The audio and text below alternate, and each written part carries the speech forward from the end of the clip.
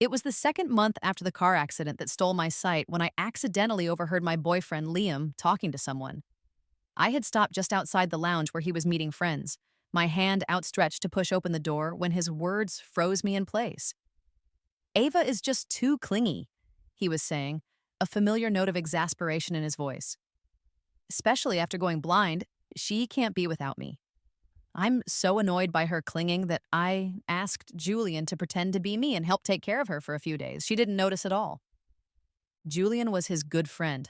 I pretended not to hear anything and left as calmly as I could, my feet moving on autopilot. When I got home, the man I now knew wasn't Liam gently hugged me from behind. "Sweetheart, where have you been? I miss you so much."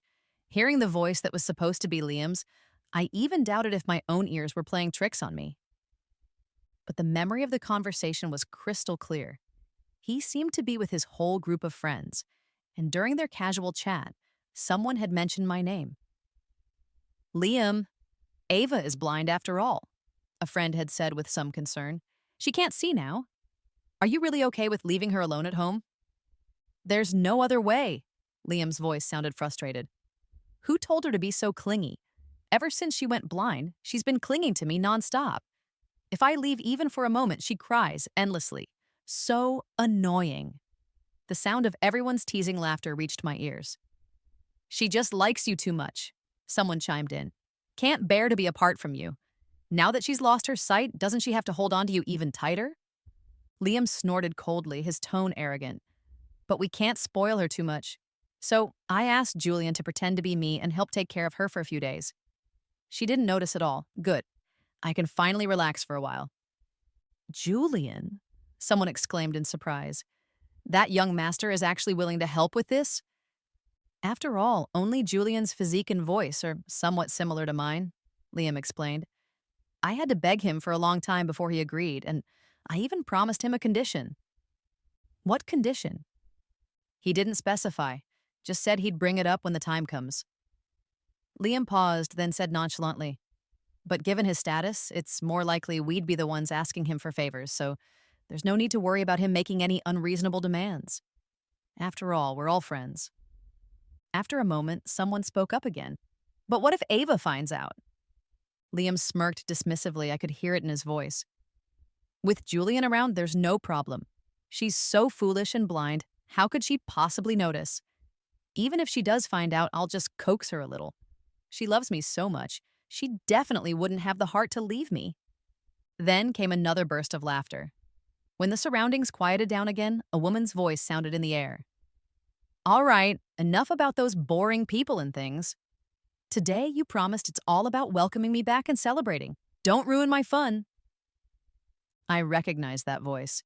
It was Liam's childhood friend, Chloe, the only girl in their little group. "Understood, my lady," Liam said with doting affection. "This jewelry store just released their designer's new collection. Pick anything you want today, it's on me." Chloe's voice was coquettish. "You know what's good for you." The sound of playful banter came through, and the others started egging them on as if they were already used to this kind of scene. "I say, Chloe, stop messing with Liam. You ran off abroad alone before, then came back alone. One phone call and Liam got into a car accident. Now he's even leaving his girlfriend behind to be with you. You should stop being angry with him, too." I stood outside the door, my limbs uncontrollably cold.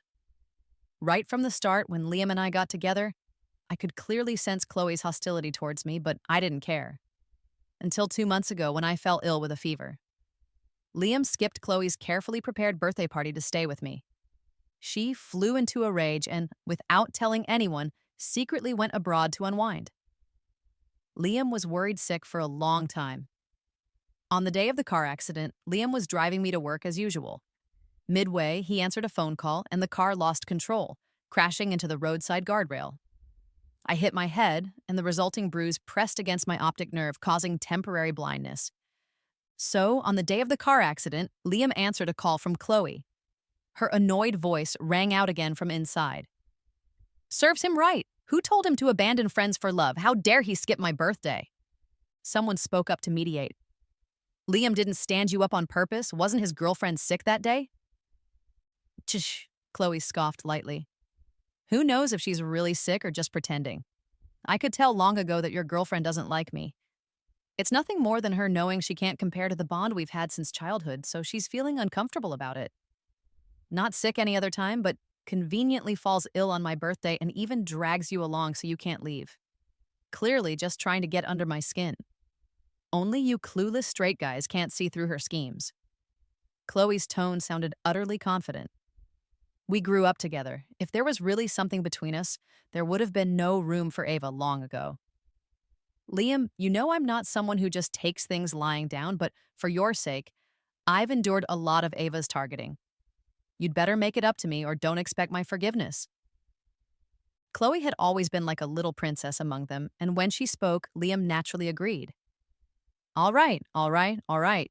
From now on, my time is all yours. Whatever you want to do, I'm all in. That's more like it. I stood by the door for a while until the waiter came over and placed a velvet box in my palm. Miss Ava, the custom couple rings you ordered earlier have been packaged. Would you like anything else? I remained silent for a moment before placing the box into my bag. No, thank you. I left calmly, as if that conversation had never been heard from beginning to end. Returning home, the apartment was somewhat quiet. I fumbled to open the shoe cabinet to change my shoes. Suddenly, my waist tightened as someone gently embraced me from behind. The warm, humid breath sprayed against the side of my neck as the man's deep, magnetic voice sounded in my ear. Sweetheart, where have you been? I missed you so much. My body stiffened for a moment before quickly returning to normal. I went to the hospital for a follow-up today. The man's breathing hitched for a moment as he reached out to pull me by the shoulder, turning me to face him. Why didn't you tell me? We agreed I'd go with you. What if you got hurt or bumped into something alone? He began checking me for injuries as he spoke. I smiled and caught his slightly flustered hand. I'm fine. The driver took me there. Besides, I wanted to go out and adapt on my own anyway. I haven't gone out alone this whole month since losing my sight. Perhaps sensing my lighter tone, the man finally relaxed a little. What did the doctor say? I shook my head. The recovery is progressing rather slowly. His large hands cupped my face and a gentle kiss landed on my eyelashes. Don't worry, I'm here. It will get better. I lied. Actually, the blood clot in my brain had mostly dissipated. Although my vision hadn't fully recovered yet, at least I could now see some blurry outlines. I saw this man, Julian, bend down to open the shoe cabinet and take out a pair of bunny slippers. Then he knelt down in front of me, reached out to grab my ankle, and helped me change my shoes. Blurred double vision filled my sight, yet somehow, as his fingertips slowly traced over my ankle bone, I glimpsed from this slightly trembling motion a trace of fanatical devotion in his heart. I didn't understand Julian at all. All I knew is that he came from an extremely privileged background, with top-tier family connections. Even Liam, who claimed to be a natural-born prodigy and called him a friend, couldn't help but tread carefully around him, even going so far as to curry favor. Previously, I had no real connection with Julian.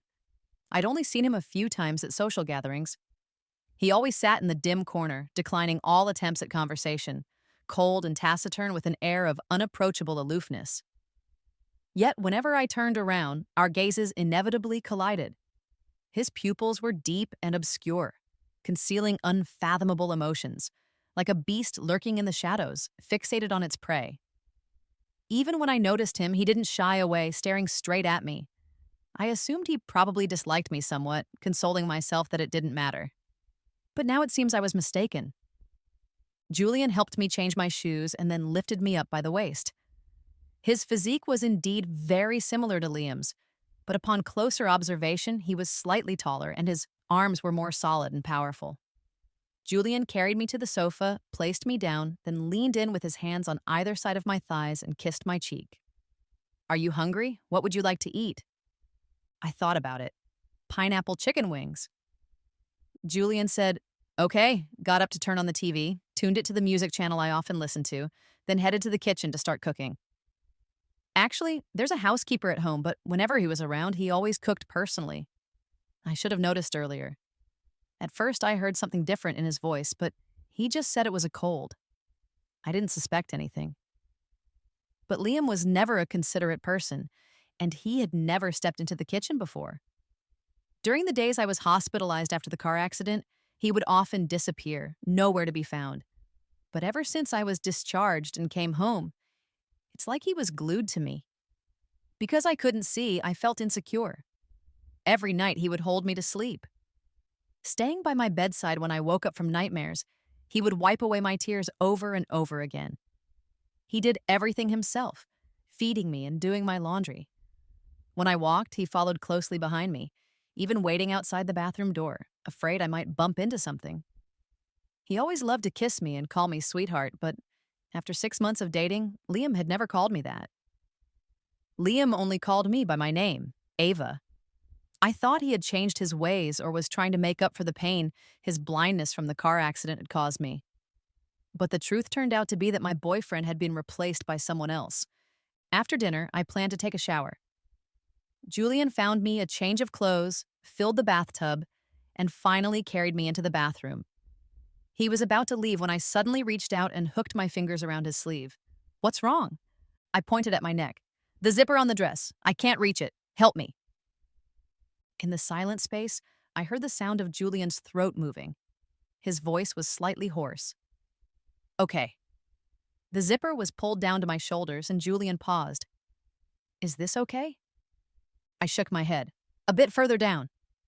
He obeyed and continued, his scorching fingertips brushing against my spine in the process, until the zipper was pulled down to my waist, exposing most of the skin on my back to Julian's gaze. Behind me, his breathing began to quicken. I turned around, found his face by climbing up his arm, and then gently kissed his Adam's apple. Hearing a muffled groan just as I wished, I pulled back satisfied. Just as I finished saying thank you, his lips eagerly chased after mine. "Sweetheart," he whispered. His movements were a bit rough as he wrapped his arm around my waist, sucking and biting on my lips. I could clearly feel the change in his body, so I gently pushed him away during a brief pause to catch my breath.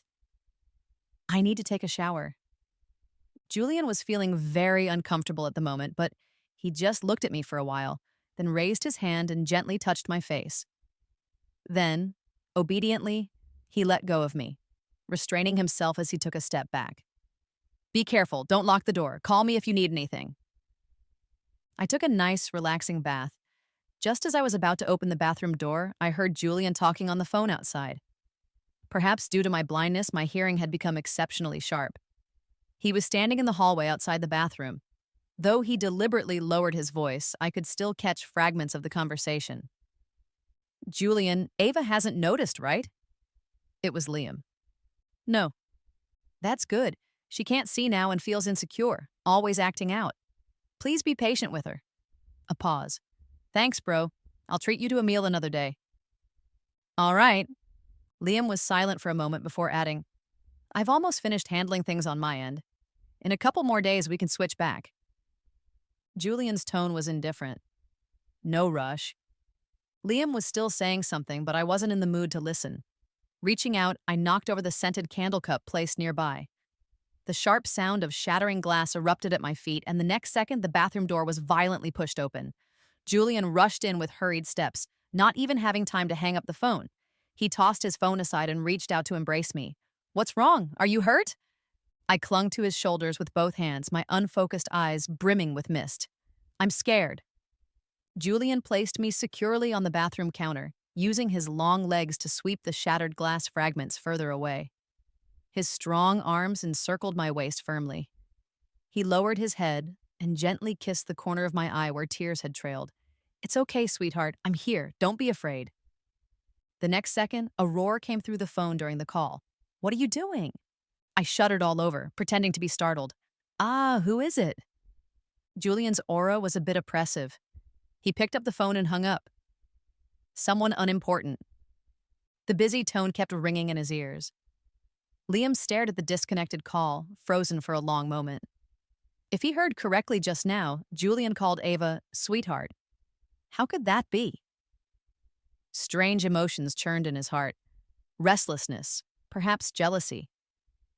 Liam stood up agitatedly and began pacing back and forth in the room. Julian must not know how he usually interacts with Ava, thinking all couples call each other sweetheart. He only called her that to avoid blowing his cover. Yes, Liam comforted himself. It must be so. After all, someone of Julian's status and family background, how could he possibly be interested in an ordinary girl like Ava? He must already be quite displeased to have stooped so low as to help with this.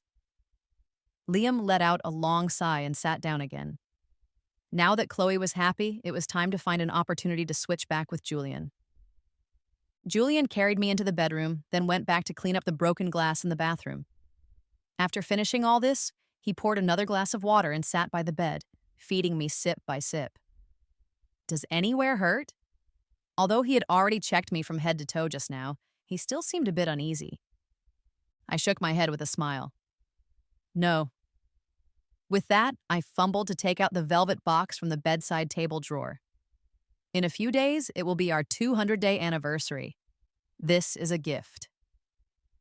The box opened, revealing two plain ring bands, one large and one small, lying quietly inside. The silence around us was almost overwhelming. I could even sense Julian's breath halting for 2 seconds. I've been preparing this gift for a long time. I went out alone today just to give you a surprise. I frowned, my unfocused eyes filled with grievance. Don't you like it? Julian immediately responded. No. He reached over to hug me, pressing his cheek against mine in a comforting nuzzle, though his tone carried a hint of gritted teeth. I love everything you give me, sweetheart. I smiled and took out the ring to put it on his finger, but it got stuck halfway. Huh? Is it too small? I clearly had it custom made to the measurements. Seeing that it wouldn't go on, Julian seemed to brighten up considerably. Maybe the craftsman got the size wrong. He quickly stuffed the ring back into its box. It's all right, I'll take it to be resized tomorrow. As he spoke, he tucked me back under the blanket, making sure the corners were snugly secured. Sleep, I'll watch over you. I obediently closed my eyes, pretending to sleep. I don't know how long it had been, just as I was really about to fall asleep, I suddenly felt something warm and moist press against me. Julian kissed my forehead, cheeks, and the corners of my lips, one by one, like a chick pecking at rice. His scorching fingertips lingered over my brows and eyes as if reluctant to part. After a long while, he stood up and walked to the trash bin by the bedroom door. By the dim glow of the bedside lamp, I vaguely saw his tall figure standing in the half-light, exuding an overwhelming presence. Julian scoffed lightly and tossed the box containing the couple's rings into the trash as if it were worthless. The next day, Julian pretended to go out to have the ring resized. Before leaving, he made sure to take out the bedroom trash. He had just left not long ago when Chloe suddenly came knocking at my door. I came to invite you to a birthday celebration, she announced, her tone full of pride and satisfaction. Liam couldn't attend my birthday celebration because he was taking care of you, which he deeply regretted. So he decided to personally host a makeup celebration for me. Although I don't think it's necessary, Liam insisted, and there's nothing I can do. You know how he is sometimes. Just a bit stubborn. No one can talk him out of it. I sat on the sofa, slowly nibbling on the apple Julian had peeled for me before he left. Sorry, I can't see right now. Feel free to grab whatever you'd like to drink from the fridge. Chloe patted her skirt and sat down across from me. I forgot you're blind now, since you didn't mention it. She laughed. Actually, it's my fault. If I hadn't suddenly called Liam that day, he wouldn't have gotten so excited and caused the car accident. Don't worry, I've already scolded him for you. I didn't respond. Ava, don't overthink it. You know I grew up with Liam. Before you came along, he was always very good to me and cared about me. After all, we've shared so many years of friendship. I blinked my eyes. Aren't you thirsty? Chloe was left speechless. Ava, I know you don't like me, but for Liam's sake, I still hope you can come to my birthday party. Because I know him well enough and don't want to put him in an awkward position between us. I nodded. Okay. Chloe got angry, whooshing to her feet abruptly and stomping away in her high heels with a click-clack sound, slamming the door behind her. I followed to the door and heard her talking on the phone in the hallway, putting on a high-pitched voice. All right, she agreed. It hasn't been that long, and you're already itching to go back. Calling you a friend who abandons pals for love isn't wrong at all. You can just switch back yourself. Why must you use my birthday party as an excuse?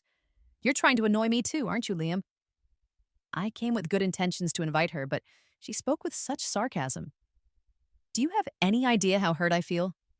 Fine. I'd like to see how you plan to make it up to me. I rolled my eyes and went back to the couch to continue munching on my apple. 3 days later, Chloe's birthday banquet was held as scheduled at a private club. By the time I arrived, the private room was already bustling with activity. Everyone noticed me and crowded around, chattering greetings, only to fall silent the next moment when they spotted Julian behind me. The atmosphere grew somewhat awkward. I pretended not to notice, and Julian didn't seem to mind either, leading me to sit on the sofa. He poured me a glass of water, which was a bit too hot. So he set the water aside and began feeding me pieces of fruit from the platter, one bite at a time, using a small fork. For a while, the private room was so quiet that the only sound was my chewing. Everyone was stunned. Wasn't it said that the young master of the Julian's family reluctantly agreed to take care of Ava? But why does it seem like he's enjoying himself? This level of affection looks even more real than actual couples. I wish I were the one who couldn't see right now. Someone clicked their tongue. I have a bad feeling about this. We should go notify Liam, soon. A figure darted out through the doorway. Seizing the moment, I suddenly grabbed Julian's arm. Julian, I forgot to take my medicine today. The medicine is in my bag, and I think I left the bag in your car just now. Could you go get it for me? Julian frowned slightly, as if he wasn't comfortable leaving me alone here. Don't worry, I'll just sit here and won't move. Everyone will take care of me. Julian coldly raised his eyes, scanning the room. The crowd was intimidated by the authority in his gaze and quickly chimed in. Yes, yes. With us around, Ava is very safe. Yes, yes. Everyone here is a close friend. We'll definitely take good care of her. Julian nodded, reached out to touch my cheek and said softly, I'll be back soon. It wasn't until Julian's figure disappeared from sight that everyone dared to gather around me. Someone waved a hand in front of my eyes, confirming that I truly couldn't see. Perhaps it was their first time seeing a blind person up close, and they were all somewhat curious. Ava, can you tell who I am? I thought for a moment. John. Wow, that's amazing. You could actually tell. What about me? Can you guess me? Leo. And me? Lynn. Another wave of exclamations. I knew I had guessed right. The you describe, I guess game had barely started when the door of the private room was suddenly pushed open from the outside. The surroundings instantly fell silent. Julian and Liam stood on either side of the doorway. I pretended not to know, my pupils unfocused as I looked ahead. What's the matter? Ava, your boyfriend is back. I stood up happily. Ah! Liam looked delighted and stepped forward to pull me, but was stopped by Chloe beside him. Ava, she said, a look of amusement on her face. You just guessed who is who by their voices alone. That seems pretty impressive. How about we play a game then? What game? Guess which of these two by the door is your boyfriend. I heard someone gasp. No way, playing it this big? Given Ava's familiarity with Liam, recognizing him should be a piece of cake, right? Exactly. She likes Liam so much. How could she possibly mistake him? Everyone was talking over each other, some too impatient to wait for the spectacle, pulling me toward the door. Ava, I'm here. Liam spoke with an air of confidence, certain that I had no choice but him. I followed the sound of his voice and walked in his direction. Liam's smile grew wider, his expression triumphant, as if declaring to everyone, see, she'll only choose me. I stopped 3 steps away from him. Liam's smile faltered. Ava, what's wrong with you? I ignored him and turned to face the other direction. Julian, why didn't you call me? Julian's tightly clenched fist suddenly relaxed. He looked up, seemingly unable to believe I was speaking to him. Liam panicked instantly. Ava, who are you calling? I'm right here. Come over quickly. As if I hadn't heard, I reached out uneasily into the air, searching. Julian, I'm scared. The next second, my empty palm found solid ground. Julian gently pulled me into his embrace, his voice tender. Don't be afraid. I'm here. The private room was so quiet you could hear a pin drop. After a long silence, someone finally spoke up with a trembling voice. "We're done for now." Even Chloe hadn't anticipated this scene. She glanced at the gloomy-faced Liam beside her and forced a smile. "Ava, do you have any idea what you're doing?" I ignored her and gently shook Julian's arm. "Julian, I'm tired. Let's go home." Julian took my hand and said, "Okay." Just as we reached the door, someone suddenly grabbed my wrist. Liam looked as dark as a storm cloud, gritting his teeth as he spoke. "Ava, you've mistaken me for someone else. I'm your boyfriend, Liam." As he spoke, he glanced at Julian. "Bro, my girlfriend is blind and mistook you for someone else. Don't tease her." Liam tightened his grip, trying to pull me to his side. "Let's go, Ava. I'll take you home." I quickly broke free, taking a step back in slight disgust and shrinking into Julian's embrace. "Julian, your friend really knows how to joke. How could I possibly not recognize my own boyfriend?" Liam was completely panicked now. "Ava, did he scare you? Is this a joke? You could recognize them. How could you not recognize my voice? Stop joking around. Come home with me, okay?" As he spoke, he reached out to pull me again, but was stopped by Julian. "You've offended my girlfriend."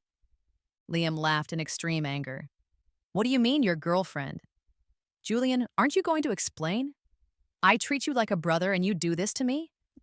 Have you been waiting for this day all along?" Julian didn't argue back, just gave him a cold glance. "What gave you the illusion that you could talk to me like this? If I remember correctly, when you begged for my help, you promised me one condition. Now it's time to fulfill it. That is, get the hell away from me. If you dare bother my girlfriend again, the Clark family's business in the capital won't be operating anymore." With those words, ignoring the trembling crowd in the private room, Julian took my hand and strode out. Not far away, behind me came Liam's furious roar, along with the piercing sound of shattering glass. Security personnel rushed past me in a panic, saying someone had suddenly gone mad and smashed the private room. The journey back was silent. Returning home, I sat on the sofa with an expressionless face. Julian stood before me. He looked like a child who had done something wrong, awaiting parental judgment. His towering height now seemed awkward and uneasy. "Why aren't you saying anything?" I asked. "You can see now, can't you?" I nodded. Julian fell silent again. I snorted coldly. "If you have nothing to say, then leave." Julian immediately crouched down, his slender fingers carefully hooking onto mine. "I'm sorry, sweetheart. I was wrong. Don't be angry." Seeing that I didn't pull away, he grew bolder and moved a little closer to me, changing from hooking to holding my hand. "Why didn't you call me when they asked me to identify someone earlier?" Julian lowered his head, looking pitiful. "I know you can see now. I thought you would choose him." "Then if I really chose him, you wouldn't do anything?" Julian remained silent. Just when I thought this was his silent agreement, he suddenly spoke up. "No." His eyes darkened, as if merely imagining that scene was unbearable for him. "I would take you by force. I would take you back. I just fear you might hate me." "Is that so?" I stared at him. "You didn't seem all that scared when you were kissing and hugging me while I couldn't see." Hearing this, Julian actually let out a sigh of relief. He looked up at me, his eyes filled with unmistakable possessiveness. "Sweetheart, dump him and be with me instead." I frowned. "Julian, you're pushing your luck." Julian nodded frankly. "I'm pushing my luck, insatiably greedy. I'm despicable. I'm guilty. But sweetheart, I'm really glad you didn't choose him." Julian slowly stood up, his knee brushing lightly against me through the fabric, whether intentionally or not. He leaned down, placing his hands on either side of the sofa backrest, trapping me between his arms. His scorching breath drew closer and closer, followed by a butterfly-like kiss landing on my cheek. Julian smiled, pressing his cheek against the spot where he had just kissed me, nuzzling affectionately like a puppy. "Sweetheart, be with me, okay?" Rarely did I detect a hint of coquetry in his tone. "Please, sweetheart." Even though I hadn't agreed to him yet, he was already calling me sweetheart so smoothly. I frowned and turned my head. "We'll talk later. I'm still very angry now." "Then punish me." Julian took my hand and pressed it against his face, still with that clingy demeanor. As long as it makes my sweetheart stop being angry, punish me however you want. Just as I was about to speak, a sudden violent banging on the door erupted from outside. Ava, open the door! It's me, Liam! Liam was pounding on the door with both hands while continuously shouting my name. I'm sorry I lied to you. The person who took care of you this past month wasn't me. It was Julian. I just asked him for a favor, but I never expected he had ulterior motives and crossed the line with you. He's had his eye on you for a long time, just waiting to steal you away from me. Ava, don't let him deceive you. I moved slightly. Julian thought I was going to open the door and quickly pulled me into a tight embrace, pressing his forehead against my neck. His voice was muffled. Don't go. You're not allowed to. I said, he'll disturb the neighbors like this. Julian played dumb. Then let the neighbors call the police to take him away. Liam was still shouting outside the door. Ava, can you open the door and let me in? I know I was wrong. I apologize to you. Let's settle our matters between ourselves. Don't fall for Julian's tricks. He's not a good man. Hearing this, Julian let out a cold snort. He lowered his head, gently covering my ears with his hands to shield me from the noise outside the door. He leaned in, placing light, feathery kisses one after another on my cheeks and the corners of my lips. Finally, he looked into my eyes. Sweetheart, look at me. Don't pay attention to him. His body temperature was high, enveloping me in warmth. The scorching heat where our skin touched left me feeling dizzy and disoriented. Outside the door, Liam was still saying something, but I could barely hear it anymore. Julian lifted me by the waist and carried me into the bedroom. A blazing kiss descended like a storm, his movements gentle, yet carrying an undeniable dominance that left me breathless and overwhelmed. My mind went blank, and I instinctively reached out to push him away. Julian released me, giving me a chance to catch my breath, but he didn't stop. His lips and teeth slowly moved to my ear, his tongue teasing and nibbling at my earlobe. Sweetheart, you still haven't said how you're going to punish me. His voice was laced with rising desire. Seeing that I was already dazed and unable to think clearly, he chuckled and began unbuttoning his clothes. If you can't figure it out, I'll use my own method. Julian intertwined his fingers with mine, and after a moment, he suddenly lifted my hand to examine it closely. I only just noticed that he had slipped a ring onto my middle finger at some point. The size was perfect, with a beautifully cut pink diamond at its center. On his hand, he wore a plain band of the same design. It's beautiful. Julian's lips descended upon mine again. The tall bridge of his nose lightly grazed across my cheek. At that moment, fireworks exploded in my mind. I uncontrollably reached out and grasped his hair. Under the moonlight, the diamond shimmered with a faint pink glow. Julian lifted his head, his lips glistening with moisture. The night was incredibly long. It wasn't until I was jostled to the point of exhaustion and nearly fainted that I belatedly realized that bastard Julian. How was this punishing him? It was clearly a reward. The next day, I slept in until the sun was high in the sky. When I woke up, Julian was sitting by the bed, propping his head up with his hand. Seeing me open my eyes, he first handed me a glass of water. After I finished drinking, he happily reached out to hug me, nuzzling and kissing me. Are you hungry? I've made food, all your favorites. I was just about to scold him when my stomach betrayed me with an audible growl.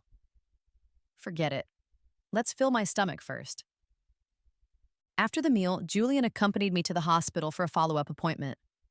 As soon as I opened the door, I was startled by Liam in the hallway. He was huddled by the wall, his shirt crumpled into a mess, his appearance gaunt with deep hollows under his eyes and bloodshot whites. Last night, he kept banging on the door, disturbing the neighbors who threatened to call the police. After that, it went quiet outside. I thought he had left, but I never expected him to stay in the hallway all night like this. Hearing the sound of the door opening, Liam suddenly rushed forward, but before he could reach me, a strong arm reached out from behind and pushed him away. Julian held a trash bag in one hand and pulled me behind him with the other. Sweetheart, be careful! There's a beggar! Liam was furious. Julian, stay away from her. After all, I considered you a brother, and I never thought you'd be this kind of person. What did you do to her last night? Oh, it's you. Julian's voice was calm. What a question. What else would a couple do? As for you, it seems everything I told you yesterday went in one ear and out the other. Liam clenched his fists and looked at me. Ava, forgive me, please. I swear I'll treat you 10 times, 100 times better from now on. Don't believe Julian's words. Don't be with him. Give me a chance. Let me make it up to you, okay? I looked at him coldly. Liam, there's no chance left. Who I'm with is none of your business. Don't ever show up in front of me again. You disgust me. Liam looked utterly incredulous. Ava, remember, I was the one who dumped you. With that, I didn't spare him another glance and walked past him toward the elevator. In the following days, Liam persistently waited outside my apartment building, rain or shine. During the day, Julian deliberately came to the balcony to hang my laundry. At night, Julian held me by the window and kissed me again, the light casting our intimate silhouettes onto the curtains. I didn't know whether to laugh or cry. You're so childish. Julian snorted softly and lowered his head to gently bite my shoulder. Liam went crazy, constantly calling me, sending messages, and even came to bang on the door. I never got tired of it. On the third day, Liam suddenly disappeared. I didn't pay it any mind, even feeling relieved to finally be rid of that clingy nuisance. It wasn't until a month later that I learned from a friend that Clark and Chloe's families had gone bankrupt. Chloe came to my door wanting to apologize, but I didn't see her. Liam disappeared without a trace, and I only heard that his entire family had already moved away from the capital. Late one night, long after, I received a call from an unknown number. I said hello twice, but there was no response from the other end. My phone was snatched away by Julian. He looked at me with a dissatisfied expression before glancing at the caller ID. His eyes darkened as his large hand pinned my wrist above my head, sealing my lips with a passionate kiss. Sweetheart, focus a little more. With that, Julian reached out to hang up the phone for me, his movements becoming even more intense than before.